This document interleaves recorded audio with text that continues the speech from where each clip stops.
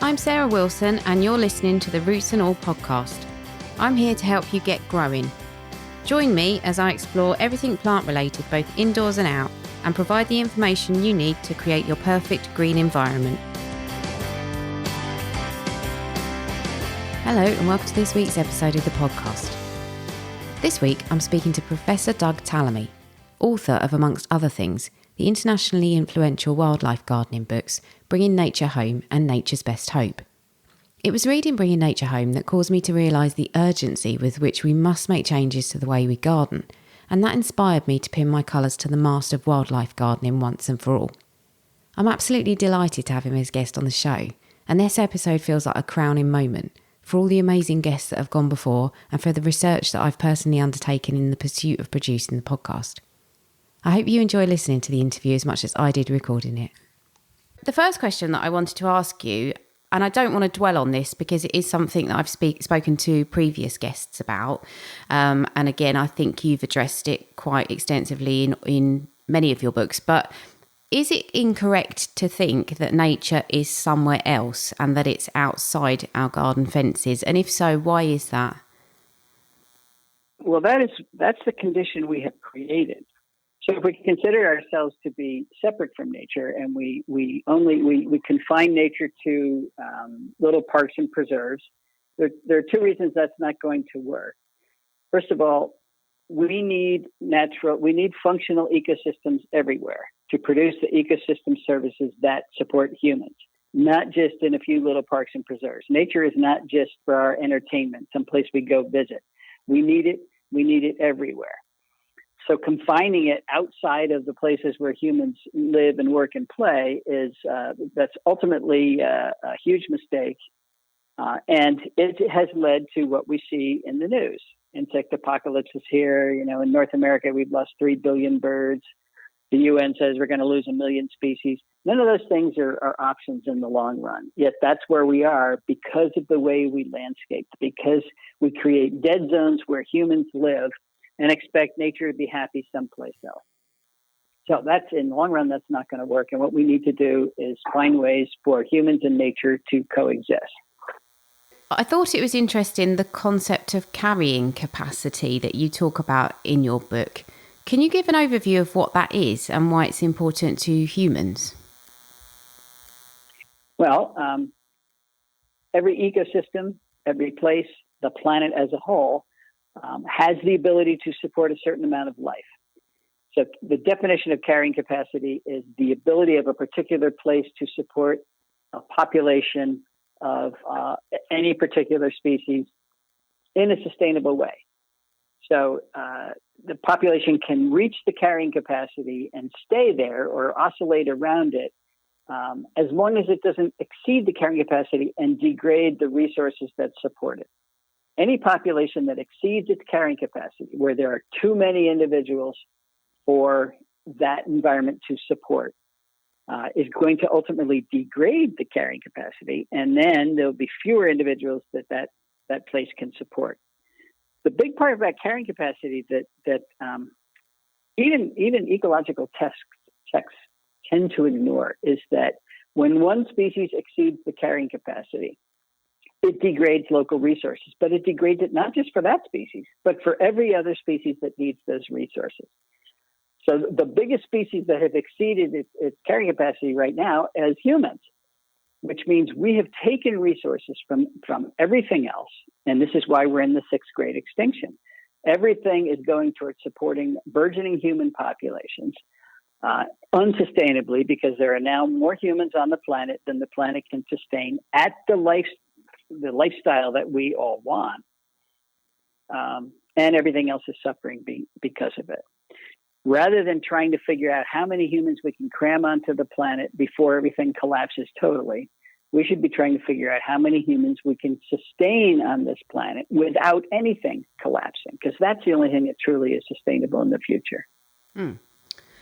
I like your book, Nature's Best Hope, because you actually give practical advice in it. But one of the things that struck me when I was reading it is You talk about hooded warblers and the fact that they won't set up a breeding territory unless there are other breeding pairs in the area, even if all the other conditions seem perfect. And to me, that seems to illustrate how little we know about the nuances of the life cycles of other species, and that we can't assume that we know what they want or need. So is this going to be problematic if we do want to implement guidelines or ecological best practice moving forward? Well, lack of knowledge of the species we're trying to conserve is certainly an impediment. And the hooded warbler is a great example. When you really get to know the species, you find out they need more than just space and resources. They need a social context too. And apparently this is true for martins and probably a number of birds. And it's probably true for a number of mammals as well. Probably less true for invertebrates. They're simply less social to begin with. But our knowledge of the natural world is really pretty scanty. And yet here we are trying to manipulate it and either for good or for bad. And we have a lot to learn. So the more we learn, the better. This is a growing problem because most of us now are more separated from nature than ever. Our ecological IQ on a scale of 1 to 10 is about a 1.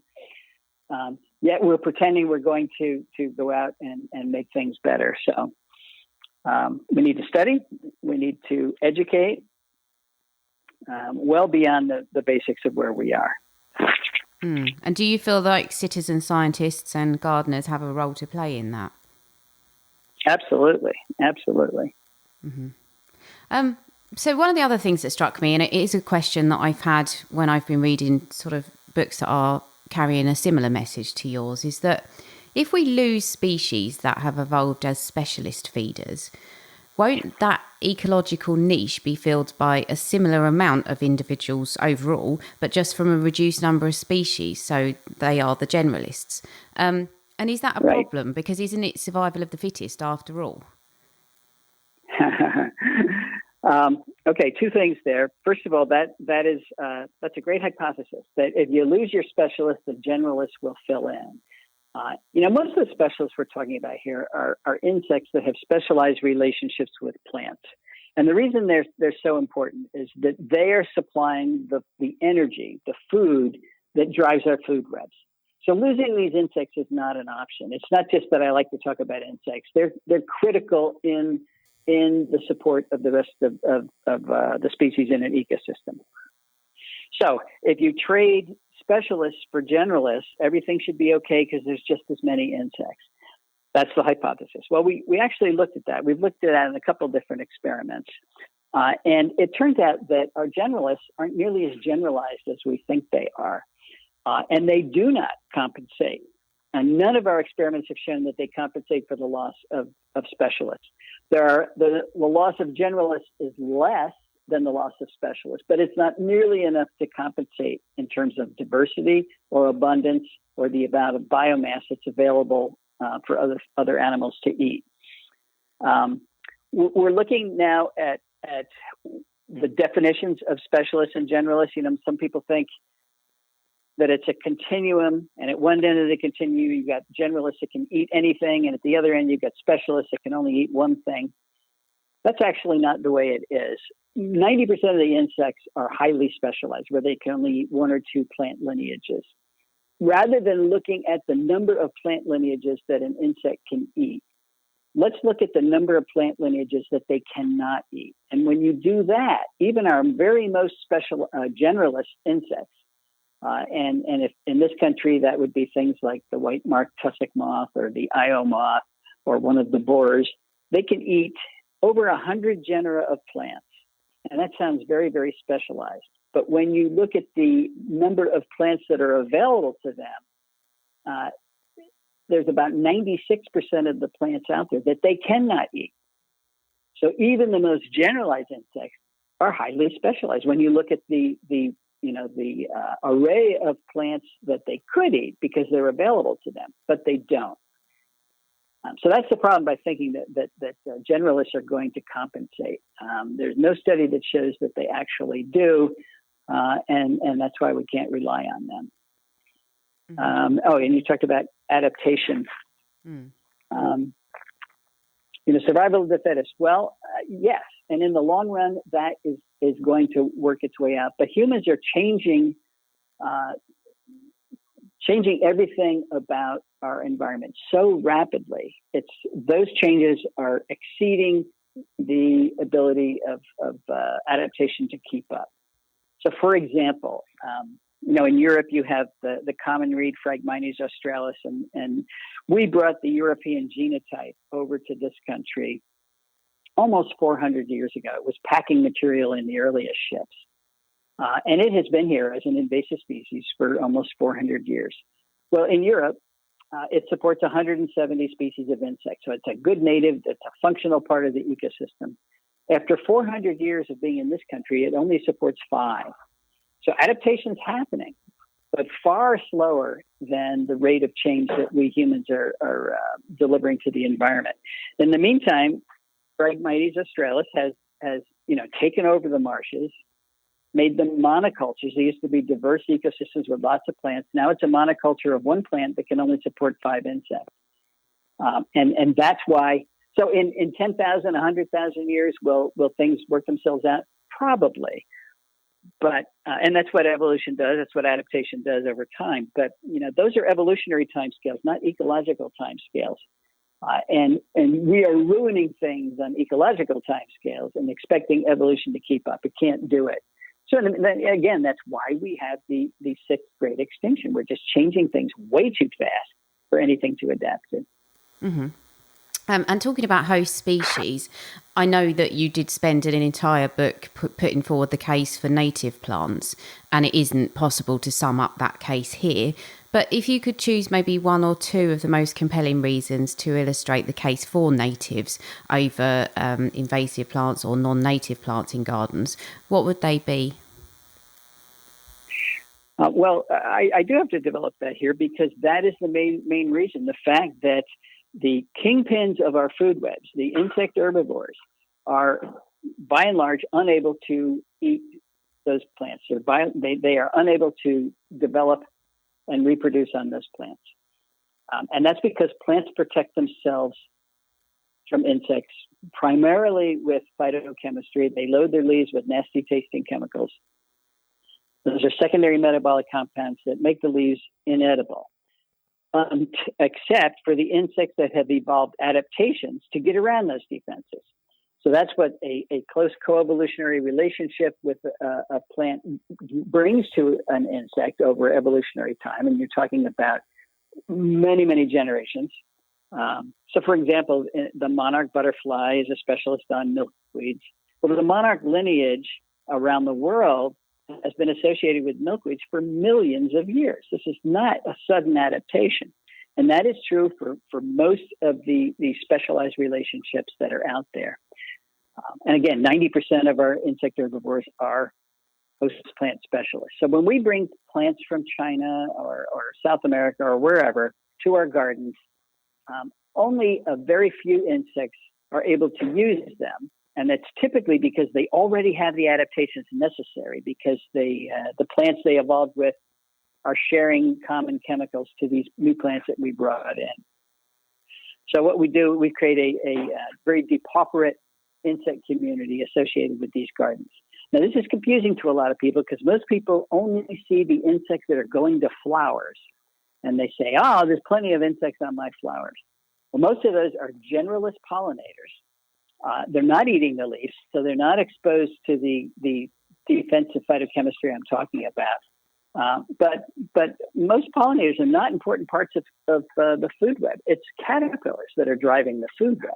They're transferring more energy from plants to up to the food web to higher trophic levels than any other type of animal.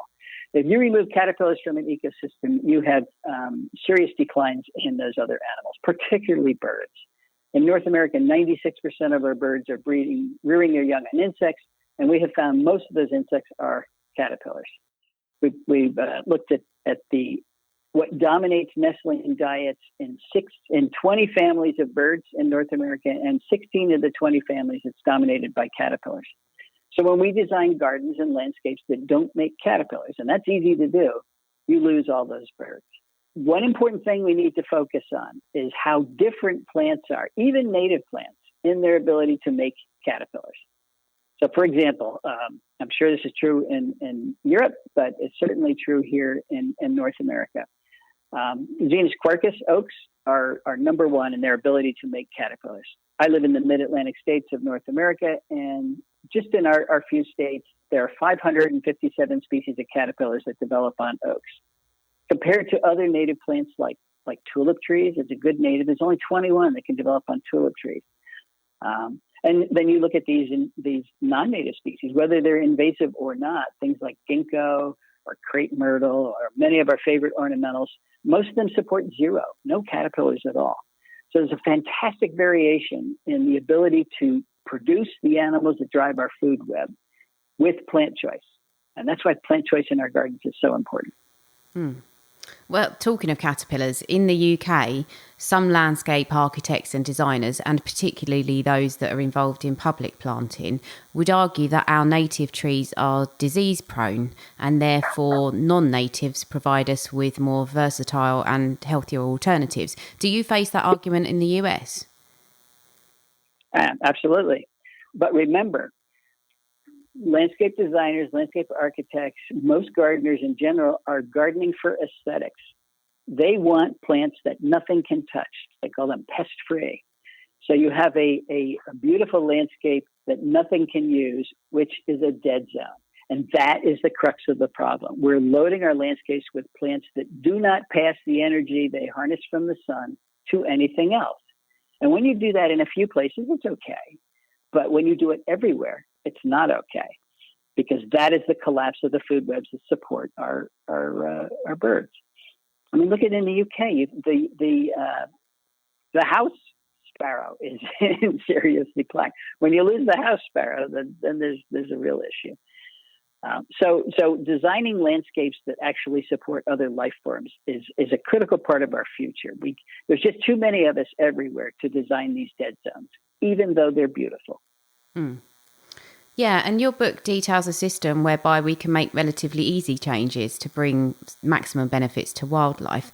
And it's based on research that's been conducted in the US. And I do have quite a number of US listeners to the podcast. But are you aware of any other similar types of research that are being carried out in other countries? There's a fair amount in Australia. A guy last name Samways has done a fair amount of it. There have been a number of reviews recently, within the last decade, of what the impact of non-native plants has been in Europe and Australia and North America, not so much in South America. And every one of these reviews, reviewing dozens and dozens of studies, concludes that there's a serious depression of insect populations when native plants are replaced by non-native plants. It's not always the case. There are a few exceptions, but the average response is a serious decline in insects. So it's a phenomenon that has been studied around the world. And of course, the theoretical advances way back in the 70s and 80s that pointed out how important insect-plant interactions were, how the specialized relationships between insects and plants, coevolution and all of that. They predicted this, decades ago. So theoretically, none of this is new. None of it's surprising. But what they didn't know back then was the extent to which non-native plants were replacing native plants and what that might do to ecosystem function and the biodiversity crisis. That's the part that we're focusing on now. But as you said earlier, the good news is it's relatively easy to turn this around. Unless you've actually lost a species to extinction, if you put what it needs back in the landscape, insects are really good at recolonizing the plants they need. I've demonstrated that here at home a number of times by putting in a plant. I don't even know where the original insect population comes from, but within sometimes months, but often a few years, they find these plants and I've got a healthy population. So if we put the host plants that support our insect diversity and abundance back into our landscapes, we can rebuild viable food webs, which will recharge the ability of birds to breed and many other parts of the food web. Mm-hmm. And do you think if we could wave a wand tomorrow and plant native plants that would benefit invertebrates, which would then benefit birds, would that solve the problem, or do we need to concentrate on other things, kind of habitat loss in other ways? Are there other problems that we're facing too? Well, this gets back to carrying capacity, and it gets back to the human footprint. Every time we build a building, that space is no longer useful for habitat on any level. And we keep expanding our urban footprint, our suburban footprint, the number of, the infrastructure, all the paved roads.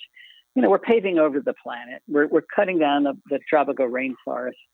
I just read today that the loss of tropical rainforest has accelerated again. So putting native plants back where we humans are will help all of that, but it's not going to replace the importance of these natural areas that we keep paving over. So it's a piece of the conservation puzzle. It's not the entire puzzle. I wondered when I was reading your new book whether your message had developed or changed since your previous books. The urgency has increased. When I wrote Bringing Nature Home, we had not done a lot of the research trying to put numbers behind the predictions at that point. But in the last 15 years, we have done a lot of that, and other people have done it too. So I now have data to support much of what I said in Bringing Nature Home. And again, the global headlines are creating an urgency that propels the message. The general public now is hearing it not just from me anymore. That's good. They're hearing it from major headlines of all the major media outlets, and they're concerned about it. This has surprised me when the headline about the global insect declines hit. I didn't think anybody would care about that, but I immediately got emails from people from all over the country saying, "Oh, is this true? What can we do? What can we do?" So that's good news. People want to do something. And there's some things they can do that are very easy, have nothing to do with plants. How about light pollution at night? Turn your lights out at night, or put a motion sensor on your lights so it only turns on when the bad man comes. Or if you don't want to do that, put a yellow bulb in your night lights because that's less attractive to insects, or a yellow LED bulb is particularly unattractive. But we lose billions of insects all over the country, all over the world every night because we've got lights on. And most of the time, we don't even know why we have those lights on. It's just a habit. So there are things that the average homeowner can do almost everywhere that will help insect declines. Yeah, turning lights off is a great one. Is there anything else that people can do in order to keep us moving in the right direction? And I'm thinking also specifically about, is there any kind of key research that needs to be done, in your opinion, to move us forward? We already know much of what we need to know. One of the biggest step forwards, I think, that we've come up with recently is the recognition of how different native plants are among native plants. But what I'm calling keystone plants, where about 5% of the native plants are producing about 75% of the food. That's a really important piece of information because that means they have to be the backbone of any landscape, those keystone plants. And then you can diversify with other plants. So learning that has been a big step forward. Another thing is that there is room for compromise here. But one of my students finished some research recently showing that if you have 70% of the plant biomass in your landscape native, 30% can be non-native, and you still can have viable food webs. And particularly if the 70% of those keystone plants. So that's great because it shows there's room for compromise. If my message truly was you can have no non-native plants, I'd have very few listeners. People would say, I don't care if the rest of the biodiversity collapses. I want my pretty plants. But you can still have your pretty plants as long as they're not dominating the landscape. So to me, that's good news. But how these keystone plants interact with light pollution is an important piece of research that needs to be ironed out. We've got preliminary evidence now that you can use keystone plants. You can have your oak trees. They bring in lots of moths to make those caterpillars, but then they all get killed at lights. So you're having part of the solution, but not all the solution. And another key thing we need to understand is how much plant material do you need to have a viable food web? Is one flower in a pot going to do it, or it's obvious that the more the better? But what is the minimum amount when you can actually have a self-replicating food web? And nobody's looked at that on any level. So always room for new research, but we are way past the point where we need to wait for new research. New research will guide us, but we need to start acting right away. And one of the first things that, at least in this country, that the typical homeowner can do is reduce the area that's in lawn. Turf grass doesn't do any of the things we need to do on our landscapes. I would talk about 4 major things every landscape has to do. One is support that viable food web we've been talking about. Another is sequester carbon. It's plants that are pulling carbon out of the air and putting it in their tissues and then pumping it into the ground. It is the easiest way for the individual to address climate change issues is by just putting more plants into their landscape. Another one is managing watershed. Everybody lives in a watershed, and it's plants that manage that watershed. And again, all the times we take plants out of our landscapes and replace them either with pavement or lawn, we're wrecking the watershed. And then the final thing every landscape has to do is support a viable pollinator community. And it's not for agriculture. You hear all the time, they pollinate a third of our crops, so we need pollinators. We need pollinators because they pollinate 80% of all plants and 90% of all flowering plants. If we lost our pollinators, we would lose 80 to 90% of the plants, and that is not an option. And we need those pollinators everywhere, not just in parks and preserves, but everywhere, including our yards, including our cities, everywhere where we want plants, which is everywhere. So how do we accomplish those 4 goals on your average landscape? That's more research that needs to be done. I must just ask you one last question, which I may slot in earlier. One of the arguments that I find people using to counter using native plants in this country, in the UK, is that they say we don't have the variety of species that you have in the US. So they say our native flora isn't as pretty as yours. What would you say to that? Is there an argument against that? Well, it's true. You're an island. I thought it was just subjective. You don't have as many species. But again, you said the key word there. So our landscapes aren't as pretty. And if your only goal is to design for aesthetics, then you're right. You bring in plants from all over the world. But there's a huge downside to that. We need to design beautiful landscapes that are functional. So take advantage of that 30% of non-natives we can use ornamentally as accents. But you have to start. It's like building a building without the supports. You can't build a building out of wallpaper. You have to have those 2x4s, and you got to have the supports up, and then you can decorate it. And that's what we've been missing. We've been missing those keystone native plants to support the life around us. I mean, you've got the wonderful English Quercus robar, the English oak over there. You need to get as many of those back into the landscape as possible. Most environmental issues are huge, and the individual feels helpless.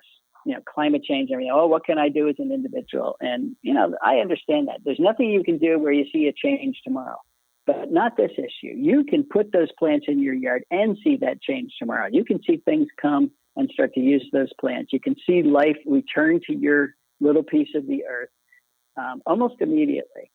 That's positive feedback. You as an individual, whether you own land or whether you're going to volunteer on a park or a preserve, are part of the conservation puzzle of the future. You're one piece of it, but that puzzle won't be complete if you leave that piece out. So it's a very important piece, and you can do your part. Don't think of the Earth's problems you're not challenged. You're not trying to address the Earth's problems yourself. Just worry about the little piece of the Earth that you own or can influence.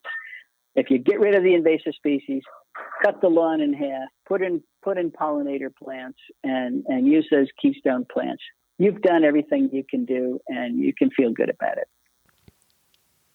A really big thank you to Doug for taking part in the interview. If you're interested in wildlife gardening, his books are essential reading, so do go and seek them out. Thanks to you for listening too. The episode will finish with Bug of the Week with Dr. Ian Bedford, and Ian is talking about something you may have noticed in the past week or two popping up in your aromatics, the rosemary leaf beetle. As Ian mentioned, some gardeners like me get a kick out of seeing these beautiful beetles and are happy to leave them be, but he offers a tip if they're causing a real problem. Appearing in many gardens across the UK is an invasive yet very attractive ladybird-sized beetle called the rosemary leaf beetle. The adults are coloured with beautiful metallic green and purple stripes, whilst their grub-like larvae are dull white with dark grey stripes along their sides. As their name suggests, their primary host plant is rosemary, but they can also be found on other plants that produce high levels of camphor, such as lavender, sage and thyme. The rosemary leaf beetle first appeared in the UK in the mid-90s and soon became established within central London before spreading out across the UK, where they can now be found feeding on their host plants throughout the year, only leaving to hide underground during the coldest of days. Some people might actually enjoy seeing the rosemary leaf beetles in their gardens and admire the beauty of these living jewelled adornments on their plants. However, they can become a serious pest for commercial lavender and herb growers, where heavy infestations can soon develop if left untreated, causing damage to the plant's growing points and ultimately leading to dieback. In a home garden, though, an infestation can be kept under control or eradicated relatively simply and doesn't need to involve spraying pesticides that will also kill the many beneficial insects that visit the flowers of these aromatic host plants.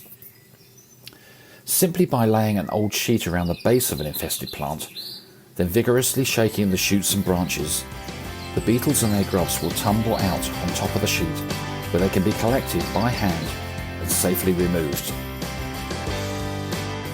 You can download or listen to the podcast direct from the website www.rootsandall.co.uk, where you'll also find my blog and a sign-up form for the newsletter, which gives you a weekly roundup of content, plus the inside scoop on things like upcoming guests. Or you can subscribe wherever you normally get your podcasts. Email me with comments and feedback at podcast@rootsandall.co.uk. Follow me on Twitter, Roots and All, Facebook, Roots and All UK, and Instagram, Roots and All Pod. But please also check out my Patreon, where you can make a one-off donation or take out a monthly subscription to help support my work, because if you like what I do, please help me to continue doing it. Even if you make a one-off donation of £1, trust me, it all helps and I will be immensely grateful. So please go to Patreon and search for Roots and All.